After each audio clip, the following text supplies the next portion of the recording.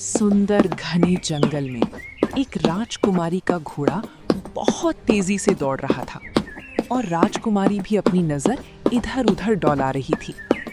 कुछ देर बाद वो अपना घोड़ा रोककर उससे उतर गई और चारों तरफ देखने लगी।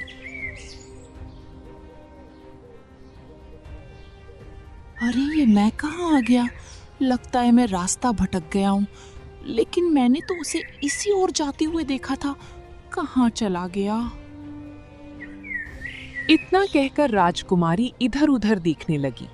फिर वो अपने प्यास से व्याकुल होकर बोली, मेरा तो प्यास से गला सूख रहा है। अगर कोई तालाब या कुआं मिल जाए तो पानी पीकर प्यास बुझा सकूं और फिर घर वापस जा सकूं। शाम हो गई है, अब कुछ देर बाद रात होने ही वाली है। तभी राजकुमारी की नजर दूर एक कुएं पर पड़ी। वो मुस्कुरा उठी और वो धीरे-धीरे कदमों से उसे कुएं की तरफ जाने लगी। अरे वाह, क्या बात है! मुझे यहीं पर कुआं मिल गया। वहां पानी भी होगा। राजकुमारी धीरे-धीरे कदमों से उस कुएं के पास पहुंची। जैसे ही राजकुमारी उस कुएं के अंदर देखती है तो हैरान हो जाती है। कुएं के अंदर पानी नहीं था, बल्कि उसके अंदर एक तलवार सोने के जैसा चमक रहा था। आखिर ये क्या है? अरे ये तो लगता है सोने से बना तलवार है। राजकुमारी की जिज्ञासा बढ़ गई और वो कुएं के अंदर चली गई। राजकुमारी जैसे ही उस चमकीली तलवार को छूती है, तलवार को छूने की अगले ही पल एक आवाज राजकुमारी को सुनाई दिया। ये तुमने क्या किया? तुम्हें उस चमत्कारी तलवार को नहीं छूना चाहिए था। तुम्हें इसकी सजा मिलेगी। ये सुनकर राजकुमारी डर गई। मैं इस कुएं की रक्षक हूं, इस तलवार के रक्षक। तुम्हारा मन साफ नहीं है। तुमने इसे लालच की नीयत से छुआ है। तुम्हें इसकी सजा मिलेगी। तुम नहीं जानती हो इस तलवार का रहस्य क्या है। ये सुनकर राजकुमारी और भी डर गई। देखो, मुझे नहीं पता था कि इस तलवार को हर कोई नहीं छू सकता। मुझे माफ कर दो। मैं तो यहाँ पर पानी की तलाश में आया था। तुम मेरे बात का विश्वास करो, मैं मन से बुरी नहीं हूँ। जो भी हो, लेकिन तुम्हें सजा मिलेगी और तुम शापित हो जाओगी। इतना कहकर वो आवाज बंद हो गया। अगले ही पल राजकुमारी रंग बिरंग किरणों के साथ गायब हो गई। आखिर वो राजकुमारी कौन थी और किसे ढूंढ रही थी, और इस तलवार का क्या रहस्य है? आइए आगे देखते हैं। इस घटना थी कुछ दिनों बाद। मणिपुर नाम के गांव में जगदीश नाम का एक लोहार रहता था। उसके घर में उसकी एक बहन रहती थी। जगदीश बहुत गरीब लोहार था। वो एक टूटी फूटी झोपड़ी से बना दुकान में काम करता है। न जाने हमें ये दिन कब तक देखना पड़ेगा। अब तो आमदनी पूरा ठप हो चुका है। हे भगवान, अब तुम ही कुछ करो। आखिर कब तक ऐसा चलेगा? दुकान पर एक भी ग्राहक नहीं आता है। जगदीश पूरा दिन दुकान में काम करता है और शाम होने के कुछ देर पहले घर की ओर चल देता है।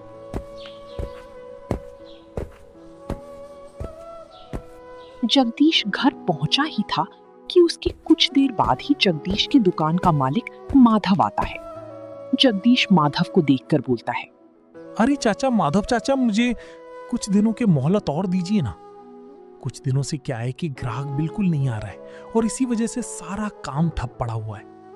मैं अभी दुकान का किराया नहीं दे सकता। मेरी मजबूरी को समझिए। माधव मुस्कुराते हुए बोला, अरे जगदीश बेटा, मैं तुमसे किराया मांगने के लिए नहीं आया। मैं तो तुमसे एक बहुत ही महत्वपूर्ण बात करने के लिए आया हूं। हाँ, बताइए ना चाचा, ऐसी कौन सी महत्वपूर्ण बात है? देखो जगदीश, कुछ समय पहले मैं चमनपुरा गांव गया हुआ था। चमनपुर गांव में हरिया नाम का एक व्यक्ति है। वो मेरा खास मित्र है। उसका एक पुत्र है गौतम, जो बढ़िया जवान हट्टा कट्ठा है। उसके पास कुछ जमीन है और बढ़िया आलीशान घर है। हरिया को एक सुंदर और सुशील लड़की की तलाश थी अपने पुत्र के विवाह के लिए। तो मैं तुम्हारी बहन के बारे में बताया तो वो अपने पुत्र का तुम्हारी बहन से रिश्ता करने के लिए तैयार हो गए हैं। तो मैंने कहा कि तुमसे एक बार बात कर लेता हूं। चाचा, ये तो बहुत अच्छी बात है।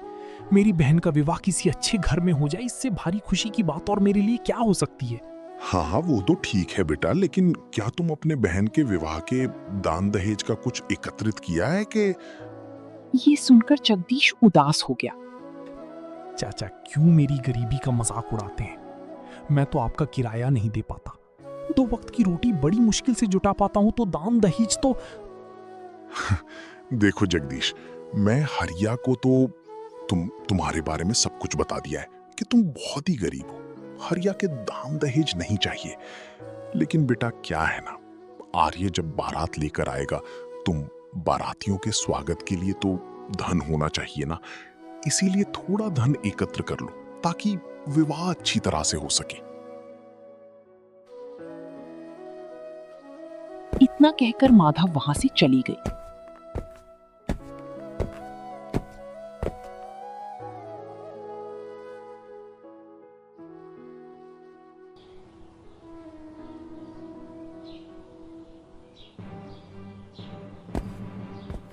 अगले दिन जगदीश दुकान पर ना जाकर सीधे गांव के जमींदार के पास पहुंच जाता है। जमींदार बहुत ही कठोर स्वभाव का था। जगदीश हाथ छोड़कर जमींदार के सामने खड़ा हो गया। नमस्कार जमींदार साहब। हाँ बताओ बताओ। जमींदार जी, आप तो जानते ही हैं, मेरे घर में एक मेरी बहन है जो शादी के योग्य हो गई है। अब मैं भी सोचता हूँ उसकी शादी करके एक जिम्मेदारी से मुक्त हो जाऊं। इसीलिए हमें थोड़ा कर्ज चाहिए। कर्ज? वो भी तुम्हें? अच्छा ये बताओ, तुम गिरवी क्या रखोगे? किस चीज के बदले में तुम्हें कर्ज दूंगा? देख जगदीश, तुम्हारे पास गिरवी रखने के लिए क्या है तो आगे बात होगी। जमींदार जी, आप तो जानते ही हैं कि मैं एक लोहार हूं जो टूटी फूटी झोपड़ी की दुकान में काम करता हूं, लेकिन वो भी मेरा नहीं है। अब मेरे पास सिर्फ मेरा एक घर है, उसके बदले कुछ। अरे तुम उस झोपड़ी को घर कहते हो जो जगह जगह से टूटा हुआ है? ना ही बारिश से आराम और ना ही धूप से, उसे तुम घर कहते हो? मैं उस झोपड़ी को मुफ्त में ना खरीदूं तो मैं उस झोपड़ी के बदले तुम्हें कर्ज कैसे दे दूंगा? और कुछ गिरवी रखने के लिए सोना चांदी है तो बात कर, नहीं तो यहां से जा। फोकट में समय बर्बाद कर दिया मेरा। जो यहां से तुम्हें उस झोपड़ी के बदले कर्ज नहीं मिल सकता। जमींदार ने जगदीश को कर्ज देने से साफ साफ मना कर दिया। जगदीश अपने आप को बहुत अपमानित महसूस करता हुआ तेज कदमों से हवेली से बाहर निकल गया।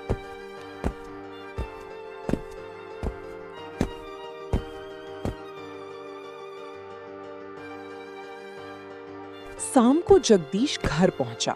उसके चेहरे पर निराशा साफ झलक रहा था। जगदीश ने सारी घटना अपनी बहन को बता दी। ये सुनकर आरती क्रोधित हो गई। आप उसे जमींदार से कर्ज मांगने ही क्यों गए? आप तो जानते हैं ना वो किस स्वभाव का है। मजबूरी इंसान से सब करा देती है, जिसके बारे में वो कभी सोचता भी नहीं। ये सुनकर आरती रोने लगी और मायूस होकर बोली, भैया, आप मेरे लिए इतनी चिंता मत कीजिए। अगर मेरे भाग्य में किसी अच्छे घर में विवाह होना लिखा होगा तो हो जाएगा। अब क्या करूं, मुझे भी कुछ समझ में नहीं आ रहा है। कुछ दिनों बाद अचानक गांव में सूखा पड़ गया। पूरे गांव में हाहाकार मच गया। एक दिन जगदीश अपनी दुकान में काम कर रहा था। तभी वहां पर माधव आता है। अरे जगदीश बेटा, कैसा चल रहा है कारोबार? आई चाचा, क्या बताऊं। अब एक तो पहले से ही परेशान था, अब ये सूखा पड़ जाने के कारण और भी परेशानी बढ़ गया। पहले तो 2 वक्त का रोटी भी निकल जाता था, लेकिन अब वो भी मुश्किल हो गया है। हाँ जगदीश बेटा, तुम सच कह रहे हो। सूखा पड़ जाने के कारण गांव में हाहाकार मच गया है। अपने राजमहल में अचानक से अनाज का भंडार कम हो गया। और ऊपर से वर्षा भी नहीं हो रहा है। ये सुनकर जगदीश और भी चिंतित हो गया। कुछ देर के बाद जगदीश घर चला जाता है। जगदीश के घर आने के बाद उसकी बहन बोलती है, भैया, गांव में बहुत बड़ा अकाल पड़ा है भैया। गांव के अधिकतर तालाब और कुएं सूख गए हैं और जिन कुओं और तालाब में पानी है वो जमींदार के अधीन है। वो गांव वालों से बहुत महंगे कीमत वसूल रहा है पानी के बदले, और घर पर भी पानी खत्म हो रहा है। तुम चिंता मत करो, मैं अभी जंगल जाकर पानी लेकर आता हूँ। इतना कहकर जगदीश घर से एक मटका उठाना है और जंगल की तरफ चल देता है।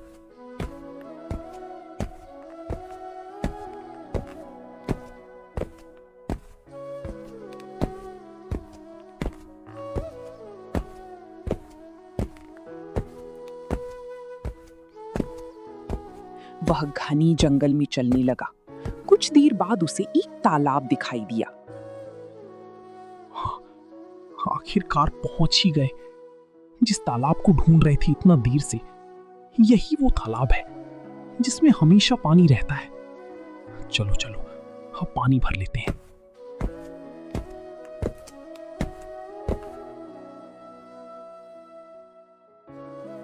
जगदीश मटका में पानी भर लिया और फिर वहां से जाने लगा।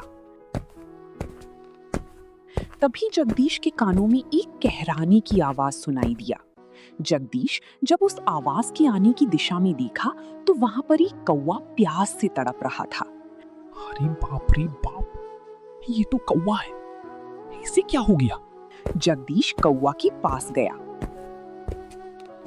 तभी कौवा इंसानी आवाज में बोलता है, यहाँ से बहुत सारे मनुष्य गए, लेकिन किसी ने मेरी तरफ देखा भी नहीं। तुम पहले मनुष्य हो जिसने मेरी तकलीफ को समझा। ये सुनकर जगदीश डर गया।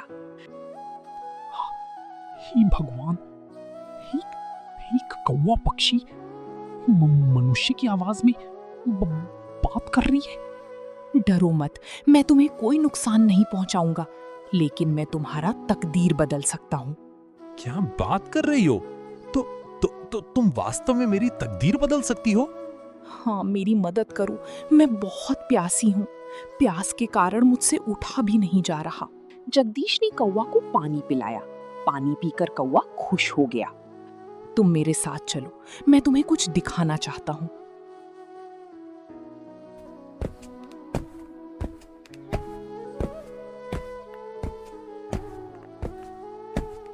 उसके बाद कौवा जगदीश को जंगल के अंदर ले गया। कुछ देर बाद कौवा एक कुएं के पास जाकर रुक गया। जगदीश, तुम एक बार कुआं के अंदर देखो। जगदीश कुएं के अंदर देखने लगा। कुएं के अंदर एक तलवार था जो सुनहरी रंग की किरणों से चमक रही थी। ये तो कोई तलवार है। उसे उठाओ।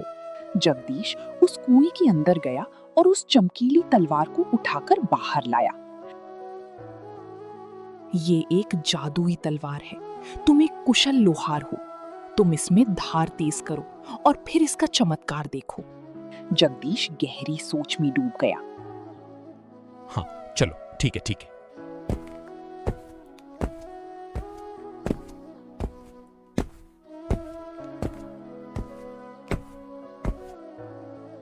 जगदीश कौवा को लेकर अपने घर आ गया। अगले दिन जगदीश उसी तलवार को लेकर अपनी दुकान पर गया और उसमें धार बनाने लगा। कौवा भी उस दुकान के पास आकर बैठ गया।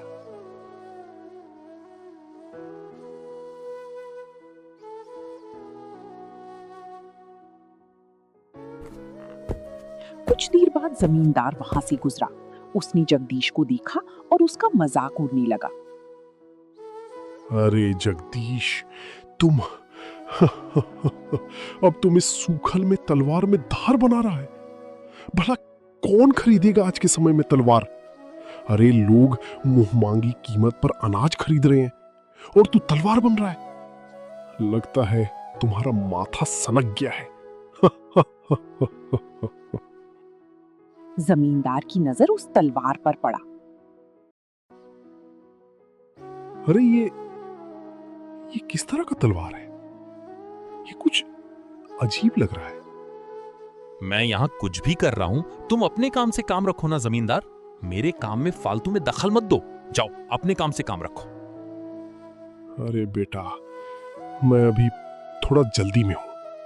अगर जल्दी में नहीं रहता तो मैं तुम्हें अच्छे से बताता कि मेरा काम क्या है और मुझे किससे मतलब है। हाँ, नहीं तो बात करता है ससुरा। इतना कहकर जमींदार वहां से चला गया। जगदीश ने लगातार कुछ घंटे मेहनत करने के बाद तलवार में धार बना दिया। तलवार को देखकर कौवा खुश हो गई। अरे वाह, तुमने तो इसे और चमका दिया है। हाँ, तलवार तो तैयार हो गया है, लेकिन इस तलवार का जादुई उपयोग क्या है? चलो, मैं तुम्हें इसका जादुई उपयोग दिखाता हूँ। जगदीश कौवा के साथ जाने लगता है। कौवा उसे एक सूखा खेत में लेकर गया, जहां गांव का मुखिया अपना सिर पकड़ी जमीन को देख रहा था। मुखिया ने जगदीश को देखा और चौंक गया। अरे जगदीश, तुम यहाँ क्या करने आया है? जगदीश कुछ नहीं बोला। कौवा जगदीश को बोलता है, इस तलवार को जमीन में गाड़ दो। जैसे ही जगदीश ने तलवार को जमीन में गाड़ा, अगले ही पल आकाश में काली बादल घिर आई और देखते ही देखते बारिश शुरू हो गया। अरे जगदीश, ये कौन सा चमत्कारी तलवार ले आया तू?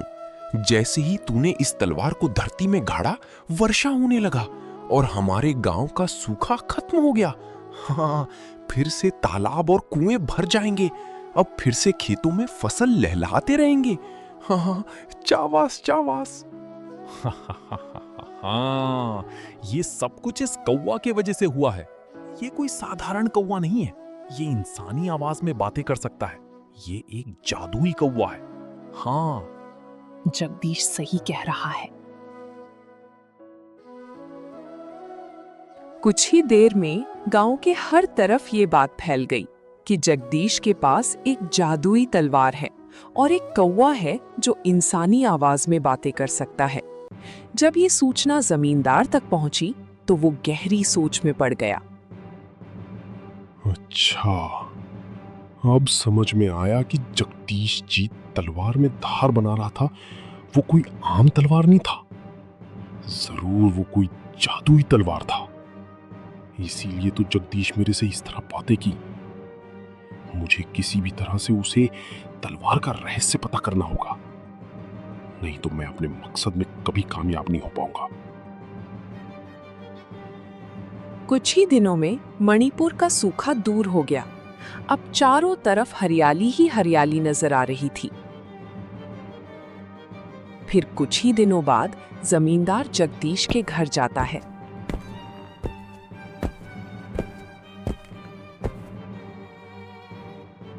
जगदीश, अरे बेटा जगदीश, तुम्हारे पास जादुई तलवार है। तुम तो उससे बहुत सारा धन कमा सकते हो। जमींदार, मेरे मन में ना लालच जगाने का कोशिश मत करो, तो इसमें कभी सफल नहीं हो सकते हो।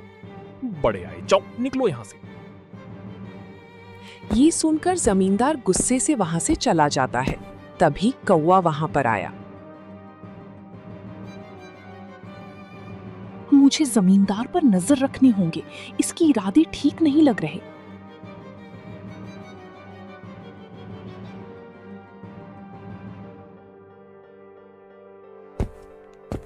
जमींदार अपनी हवेली में पहुंचा।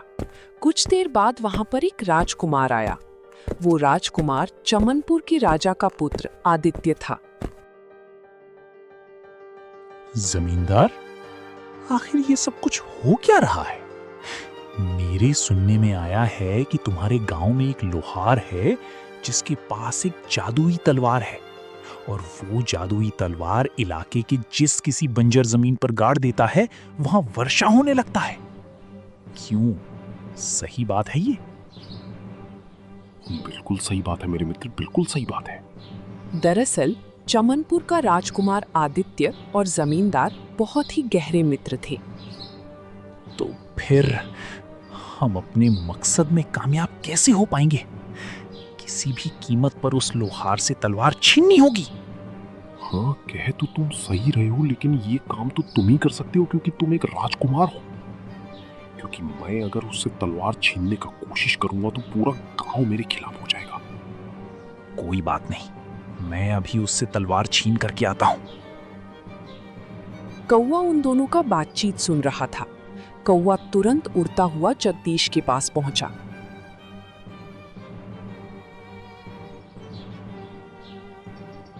हमें यहाँ से जाना होगा, तुम्हारा जान खतरे में है। राजकुमार आदित्य बहुत ही दुष्ट राजकुमार है।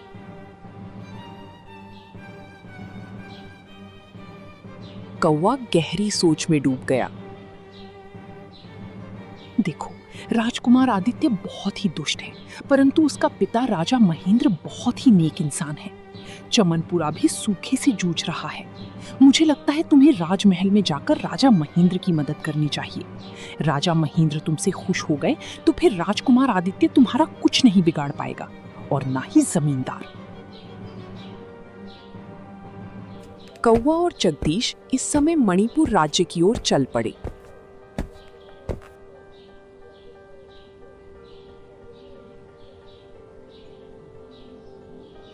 कुछ देर बाद जगदीश राज दरबार में खड़े थे। महाराज, चमनपुर सूखा से जूझ रहा है और मैं इस सूखे को दूर कर सकता हूं। अच्छा, वो कैसे? अरे बड़े बड़े साधु यहाँ पर थक कर बैठ गए, तुम कैसे कर पाओगे? महाराज, मेरे पास एक जादुई तलवार है। मैं इस जादुई तलवार से वर्षा करा सकता हूं। अच्छा, ये बात है। ओ, चलो फिर। अच्छा ठीक है, अभी आप चलिए मेरे साथ।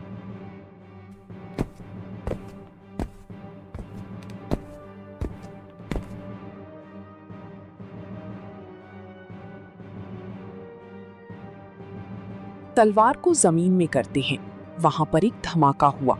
वो सभी एक गड्ढा में गिर गया था। उसी गड्ढे में बहुत बड़ा सुरंग बना हुआ था। वहां पर बहुत सारा अनाज भरा हुआ था।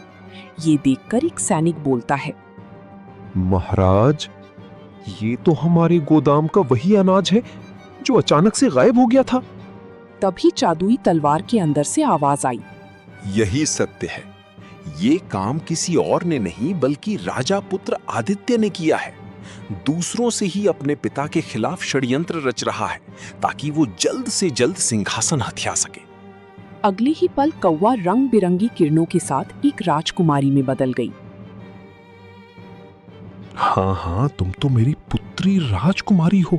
कहाँ चली गई थी तुम? मैंने तुम्हें कितना ढूंढने का प्रयास किया। मैं सारी सच बताती हूँ पिताजी। दरअसल भैया पर काफी समय पहले शक हो गया था।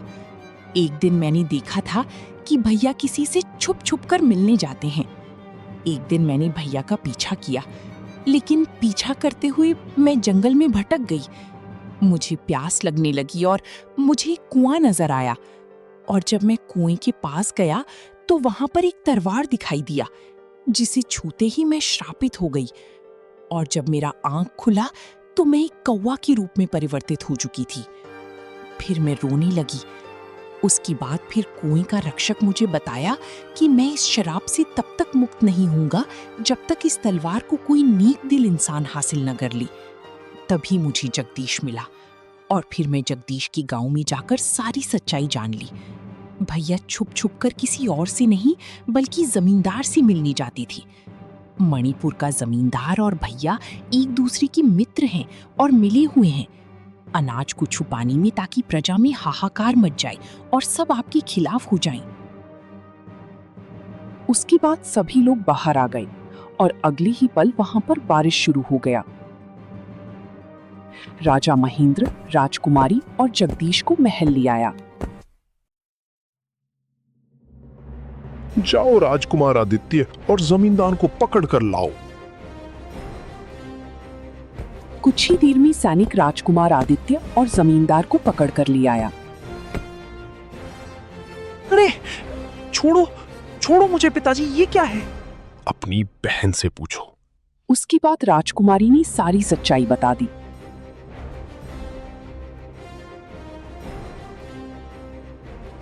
सनी को ले जाओ, इसे काल कोठरी में बंद कर दो। और हाँ, हम अपनी पुत्री का विवाह जगदीश से करेंगे और इसे ही इस राज्य का राजा बनाएंगे।